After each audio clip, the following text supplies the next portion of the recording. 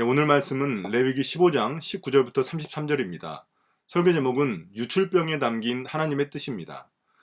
여러분 스윙스의 홀리라는 곡을 들어보신 적 있으신가요? 제가 노래도 들어보고 또 그의 인터뷰도 보니까 아버지도 목사님이시고 또 작은아버지도 목사님이시더라고요. 그런데 그 친구는 보니까 어릴 적부터 신앙에 대한 고민이 참 많았던 것 같습니다.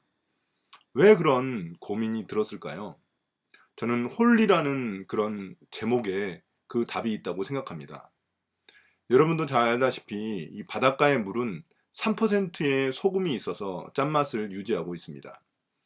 그런데 우리나라에는 거의 한 20% 정도의 크리스찬이 있다는데 세상은 아무런 변화가 없는 것처럼 보이거든요. 스윙스와 같이 신앙에 고민하는 사람들의 주된 질문은 바로 이것이라고 생각을 합니다. 홀리한 사람들이 세상에 이렇게 많은데 왜 세상은 이렇게 변하지 않는 것일까요? 도대체 홀리하다, 거룩하다라는 것은 어떤 의미일까요? 자, 우리가 이런 질문에 답을 하기 위해서는 먼저 오늘 말씀의 전체적인 어떤 위치를 확인할 필요가 있습니다. 레위기에서 우리가 1장부터 5장까지는 백성들이 성소에서 드리는 제사의 문제를 다뤘습니다. 우리가 특별히 5가지 제사를 통해서 거룩함이라는 것은 구별해서 하나님께 드리는 것이라는 것을 알게 되었습니다. 예를 들어서 흠없는 소나 양을 드리는 것, 이런 모든 것들이 구별해서 드리는 것이죠. 그 다음에 6장부터 9장까지는 제사에서 제사장이 어떤 역할을 해야 되는지에 대해서 다뤘습니다. 그리고 나서 바로 등장한 10장에서 대제사장인 아론의 아들 나답과 아비후가 제사에 잘못된 불을 들여가지고 죽임당한 이야기를 우리가 보았습니다. 그 후 11장부터 15장까지가 부정함과 정결함의 문제를 다루고 있습니다. 자, 그러면 우리가 이제 11장부터 15장까지만 집중해서 한번 보도록 하겠습니다. 우리가 11장에서 다뤘던 것은 뭐냐면 어떤 동물이 정결한 동물인지 또 어떤 동물이 부정한 동물인지를 다뤘습니다. 이거는 그냥 동물 그 자체를 다룬 게 아니라 우리가 어떤 동물을 먹을 수 있고 또 먹지 못하는지에 대해서 다룬 것이었습니다. 한마디로 말해서 음식의 문제를 다뤘습니다. 그 다음에 그 후 당시 사람들이 잘 걸리던 피부병 문제, 이걸 다뤘습니다. 피부병은 피부 곰팡이는 피부에 생기면 피부병이 되는 것이고 또 옷이나 집에도 이런 악성 곰팡이가 생겼습니다. 그리고 마지막으로 지금 다루고 있는 게 15장의 생식기 유출병의 문제입니다. 이게 어떤 의미가 있나요? 이 순서가 어떤 의미가 있을까요? 앞에 나온 성소에서 제사 지낼 때 보여준 그런 거룩한 모습이 우리의 일상에서도 드러나야 한다는 것입니다. 제사 지낼 때 예배 드릴 때만 그런 거룩한 모습이어야 하는 게 아니라 우리의 일상 속에도 그 모습이 그대로 드러나야만 한다는 것입니다. 그래서 11장부터 15장까지 우리가 먹는 거, 입는 거, 자는 거, 심지어 우리의 매우 은밀하고 사적인 영역인 그런 침대에서의 일까지도 거룩함이 드러나야 한다는 것입니다. 하나님은 너희들 예배 드릴 때만 거룩해야 돼, 이렇게 말씀하지 않으셨습니다. 하나님은 이스라엘 백성들 그 자체가, 그들의 존재 자체가 거룩한 백성이 되기를 원하셨습니다. 세상 천지에 어떤 종교가 이런 생식기의 문제까지 다루고 있을까요? 저는 정말 성경은 하나님 백성으로서의 삶을 총체적으로 다루고 있는 책이라고 생각합니다. 자, 그럼 도대체 거룩한 삶, 홀리한 삶이란 어떤 삶을 의미할까요? 저는 오늘 말씀이 우리에게 3가지를 이야기하고 있다고 생각합니다. 첫 번째, 거룩한 삶은 회복입니다. 자, 19절부터 24절 보겠습니다. 여자가 몸에서 피를 흘릴 때 그것이 그 여자의 몸에서 흐르는 월경이면 그 여자는 이레 동안 불결하다. 그 여자에게 닿는 남자는 모두 저녁 때까지 부정하다. 그 여자가 불결한 기간에 눕는 자리는 모두 부정하다. 그 여자가 앉았던 모든 자리도 부정하다. 그 여자의 잠자리에 닿은 남자는 모두 옷을 빨고 물로 목욕을 하여야 한다. 그 남자는 저녁 때까지 부정하다. 그 여자가 앉았던 자리에 닿은 남자는 누구나 옷을 빨고 물로 목욕을 하여야 한다. 그 남자는 저녁 때까지 부정하다. 그 여자가 눕는 잠자리든 앉는 자리든 어떤 남자가 그 자리에 닿으면 그 남자는 저녁 때까지 부정하다. 어떤 남자가 그 여자와 동침하면 그 여자의 불결한 상태가 그 남자에게 옮아서 이레 동안 부정하고 그 남자가 눕는 잠자리도 모두 부정하다. 자, 이 부분을 요약하면 이렇습니다. 월경하는 여자는 일주일 동안 부정한 상태가 됩니다. 그리고 그 여자와 닿는 남자도 저녁 때까지 부정해집니다. 또한 월경하는 여자가 누웠던 곳, 앉은 곳, 침상, 또 그 여자와 동침한 남자도 모두 부정해집니다. 한마디로 말하면 이 월경하는 여자와는 일주일 동안 가까이 하지 말라는 의미입니다. 특히 누가 조심해야 될까요? 같이 사는 남편이 제일 조심해야 되겠죠. 자, 이 말씀을 읽을 때 여러분 마음속에는 제일 먼저 드는 생각이 무엇인가요? 아마 이런 생각이 들 겁니다. 왜 월경이 부정한 것이지? 내가 원해서 하는 것도 아니고 죄 지은 것도 아닌데. 아마 이런 생각이 들 겁니다. 그럼 과연 왜일까요? 왜 부정하다고 말씀하시는 것일까요? 자, 전에도 제가 말씀드렸습니다. 레위기에서 거룩은 생명과 관련이 있는 것이고 부정함은 죽음과 관련이 있습니다. 생명의 근원이 거룩하신 하나님이시기 때문입니다. 그래서 생명이 줄어드는 것은 죽음과 가까워지는 것이기 때문에 부정한 상태가 되는 것입니다. 또한 성경에서 피는 생명을 상징한다고 말씀드렸습니다. 그래서 여성의 생식기에서 피의 유출이 일어나는 것은 생명이 줄어드는 것이기 때문에 부정한 상태가 되는 것입니다. 물론 이것이 과학적이라는 말은 전혀 아닙니다.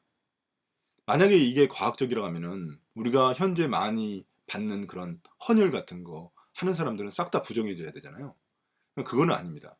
지난주 설교에서도 레위기는 어떤 의학 교과서가 아니라는 그런 말을 했습니다. 여기서 말하는 것은 단지 종교 의식적으로 부정하다는 의미입니다. 또한 부정하다고 해서 모두 죄가 되는 것은 아닙니다. 죄는 부정한 것이 맞지만 부정한 것이 곧바로 죄가 되는 것은 아닙니다. 월경도 죄를 짓는 게 아니잖아요.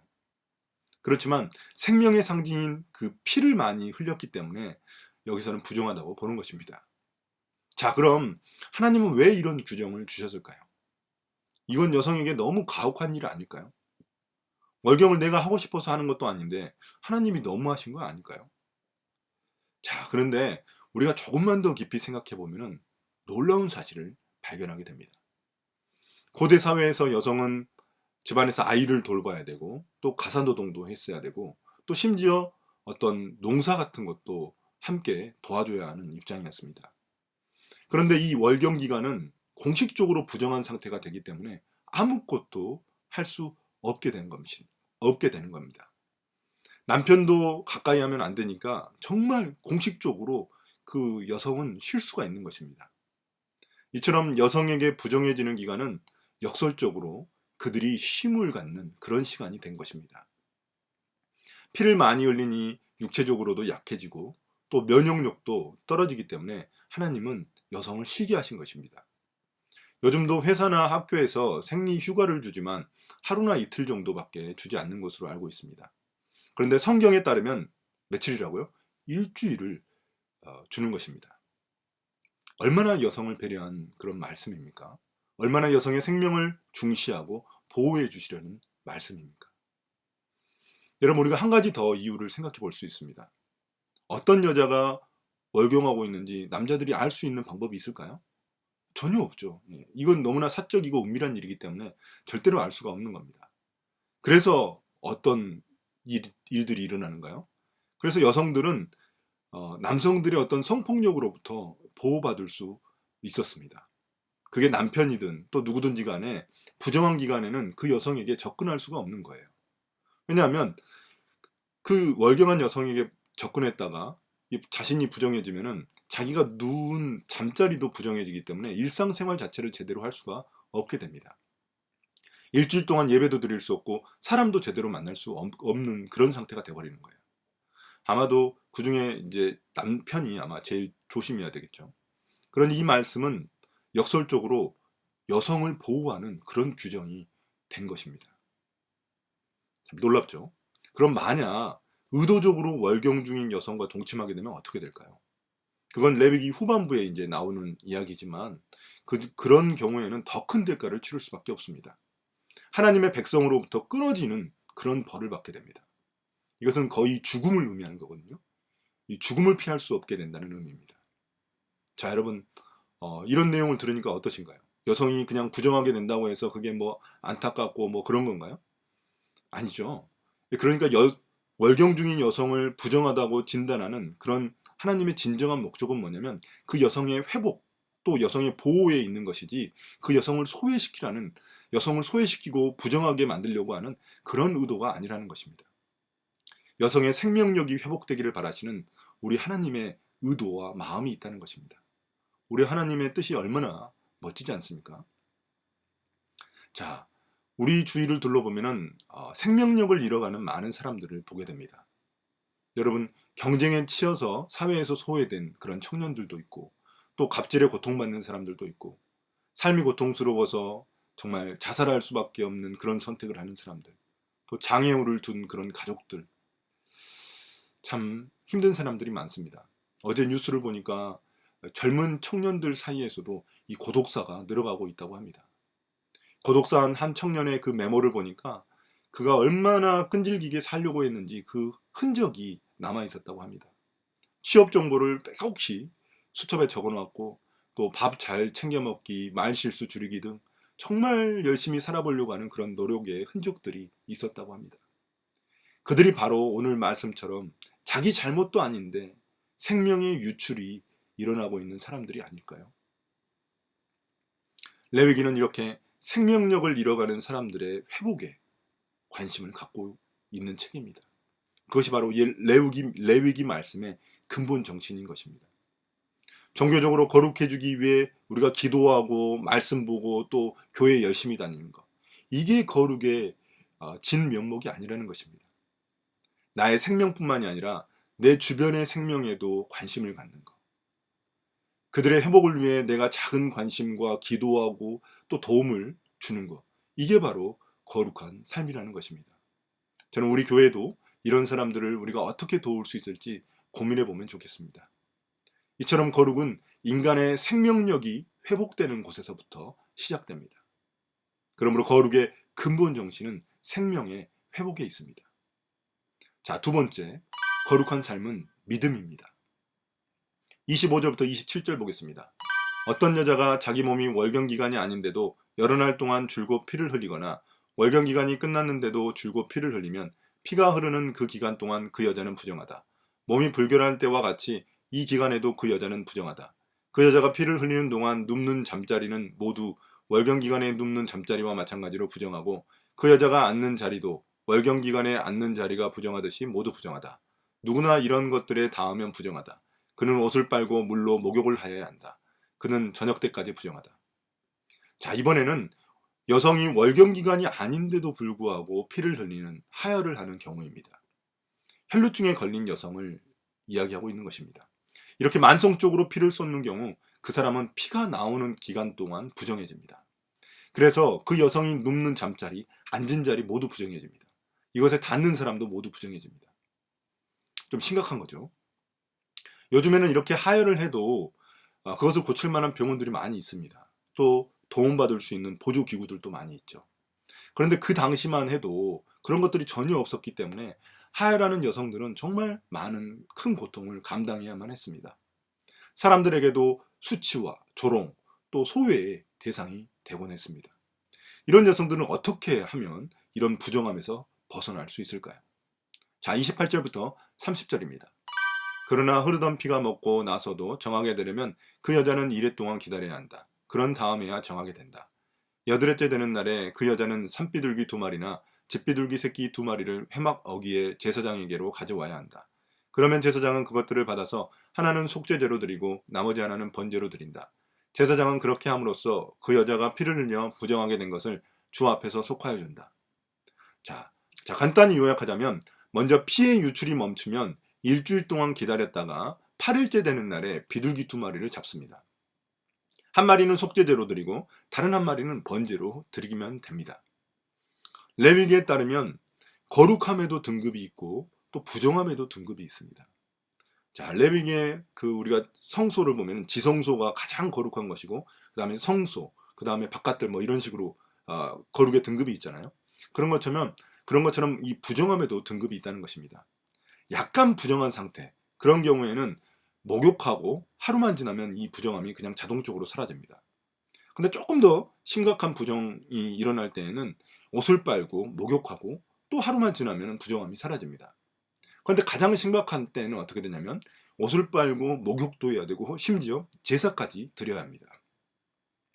그래서 여기서는 이 속죄제와 번제를 드려야 하는 것입니다. 여기서 속죄제는 죄를 없앤다는 그런 개념이 아니라 부정함을 없애는 그런 개념입니다. 번제는 회복된 것에 대해, 내가 그 만성적인 유출에서 회복된 것에 대해 하나님께 감사드리며 자신을 헌신하는 그런 제사입니다. 자, 그럼 이런 정결법이 현재 우리에게도 적용이 될까요? 아닙니다.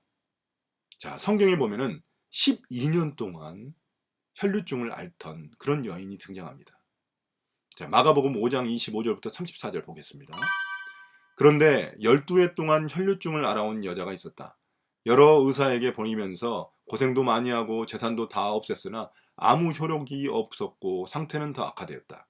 이 여자가 예수의 소문을 듣고서 뒤에서 무리 가운데로 끼어들어와서는 예수의 옷에 손을 대었다. 그 여자는 내가 그의 옷에 손을 대기만 하여도 나을 텐데 하고 생각하고 있었던 것이다. 그래서 곧 출혈의 근원이 마르니 그 여자는 몸이 나은 것을 느꼈다. 예수께서는 곧 자기에게서 능력이 나간 것을 몸으로 느끼시고 무리 가운데서 일어서서 누가 내 옷에 손을 대었느냐 하고 물으셨다. 제자들이 예수께 무리가 선생님을 애워싸고 떠밀고 있는데 누가 손을 대었다고 물으십니까? 하고 반문하였다. 그러나 예수께서는 그렇게 한 여자를 보려고 둘러보셨다. 그 여자는 자기에게 일어난 일을 알므로 두려워하여 떨면서 예수께 나와 엎드려서 사실대로 다 말하였다. 그러자 예수께서 그 여자에게 말씀하셨다. 딸아, 네 믿음이 너를 구원하였다. 안심하고 가거라. 그리고 이 병에서 벗어나서 건강하여라. 자, 이 여인은 예수님이 자기 동네로 오셨다는 소식을 듣고 예수님을 만나기 위해 그 수많은 무리들을 해치고 예수님께 나아갔습니다. 오늘 말씀 레위기에 따르면 이 여자가 닿는 사람들은 다 부정해지기 때문에 이 여자는 원래는 사람들이 많은 곳에 나타나서는 안 되는 것입니다. 그런데 이 여인은 사람들의 어떤 비난과 조롱, 이런 위험을 무릅쓰고 예수님을 만나기로 한 것입니다. 왜일까요? 예수님에 대한 믿음이 있었기 때문입니다. 그 여인은 사람들이 뭐라 하든지 간에 나는 기필코 예수님의 옷을 만지고야 말겠다 하고 나아갔던 것입니다. 그리고 그 결과 어떻게 됐나요? 그 여인은 예수님의 옷자락을 만졌고 자신의 혈류증이 나았습니다. 레위기에 따르면 이 부정한 여인이 예수님을 만졌기 때문에 예수님도 부정해져야 이게 정상입니다. 그런데 예수님은 그렇지 않았습니다. 오히려 그 여인의 병이 나았고 그 여인이 정결해졌습니다. 심지어 예수님께 몸이 닿았으니까, 예수님이 하나님의 아들이시니까 그 여인은 거룩해진 것입니다.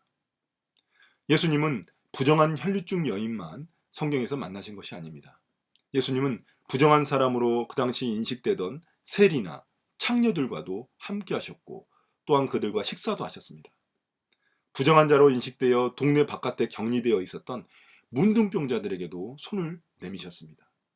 심지어 죽은 나사로, 원래 시체는 부정해진 상태거든요. 근데 그 시체, 죽은 나사로까지 직접 만지셨습니다. 자, 이게 무엇을 의미할까요?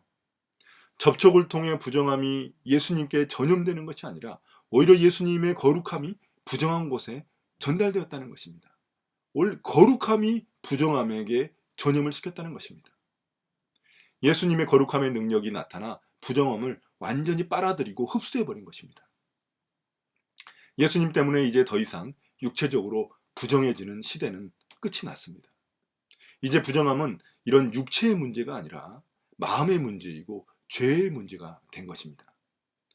우리가 주님 앞에 진실한 마음으로 우리의 죄를 회개하고 믿음으로 나아갈 때 그 사람의 삶이 바로 거룩한 삶이 되었다는 것입니다. 혈류증 여인처럼 주님의 옷자락을 붙드는 삶이 바로 거룩한 삶입니다. 나를 통해 예수님의 거룩한 능력이 세상 곳곳에 퍼져나가게 하는 것이 바로 거룩한 삶입니다. 자, 이처럼 거룩한 삶은 믿음을 따라 사는 삶입니다. 세 번째, 거룩한 삶은 구별입니다. 이제 마지막 31절부터 33절 보겠습니다. 이 단락은 15장 전체 유출병에 대한 결론입니다. 너희는 이스라엘 자손이 부정을 타지 않도록 하여라. 그들 가운데 있는 나의 성막을 부정하게 하였다가는 그것 때문에 그들은 죽음을 면하지 못한다.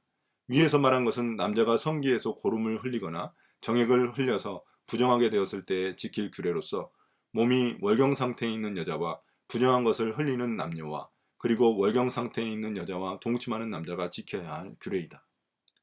여기서 부정을 타지 않도록 하라는 말은 이 원어를 우리가 보면은 원래 부정함에서 구별되어야 한다는 그런 의미를 가지고 있습니다. 여기서 나온 말이 이제 나시린 이런 단어들이 나오게 된 거죠. 자, 부정함에 노출되면은 하나님의 성막을 부정하게 만들기 때문에 조심해야 하는 것입니다. 이 자기 스스로를 구별해야 하는 것입니다. 성막은 하나님이 계신 가장 거룩한 곳입니다. 그래서 그곳을 구별해야 이 부정한 몸으로 하나님의 성막에 들어가면은 하나님의 백성들이 죽을 수밖에 없습니다. 우리가 성막은 하나님이 계신 가장 거룩한 곳이기 때문에 부정한 상태로 그곳에 들어가게 되면 어떻게 되나요? 그 백성이 죽을 수밖에 없게 됩니다. 그래서 하나님은 이스라엘 백성들이 자기들을 스스로 구별해서 죽음을 피할 수 있도록 그들을 보호하신 것입니다. 자, 이처럼 거룩은 스스로를 구별하는 것입니다. 앞서 말한 것처럼 10장에 나온 아론의 아들들, 이 두 명의 아들들은 구별되지 않는 불을 제사에 드렸기 때문에 죽은 것입니다. 자, 15장 18절에 보면은 부부간의 관계를 가져도 하루 동안 부정해진다고 말을 합니다. 원래 이 15장 전체를 보면은 가장 가운데, 구조적으로 가장 가운데 있는 그런 구절이 어떤 구절이냐면 15장 18절이거든요. 그래서 15장 18절이 좀 중요합니다. 자, 부부관계를 해도 부정해진다는 겁니다. 부정해지면 어떻게 되나요? 성막에서 제사를 드릴 수가 없습니다. 하나님께 예배할 수가 없습니다. 물론 하루 동안에만 그렇게 하지만 물론 하나님이 부부관계 자체를 부정하다고 그렇게 말씀하시는 건 아닙니다. 왜냐하면 성경에서 분명히 후손을 많이 낳아서 번성하라고 하셨으니까 그 부부관계 갖는 거 그 자체가 부정한 건 아닙니다. 그렇지만 남성의 생식기에서 유출이 일어나기 때문에 이것을 부정하다고 보는 것입니다. 그래서 하루 정도 부정하게 되는 것이죠. 왜 그렇게 하셨을까요? 그 이후에도 구별됨의 목적이 숨겨져 있습니다. 당시 고대 근동의 그 민족들은 자신들이 섬기는 신의 신전에서 성행위를 갖고는 했습니다. 왜냐하면 그 당시 신을 숭배하는 목적이 풍요와 번성에 있었기 때문입니다. 그래서 자신들의 그런 신을 자극하는 하나의 방법으로서 그 신전에 있는 창기들과 그 자신의 신 앞에서 성관계를 벌였던 것입니다.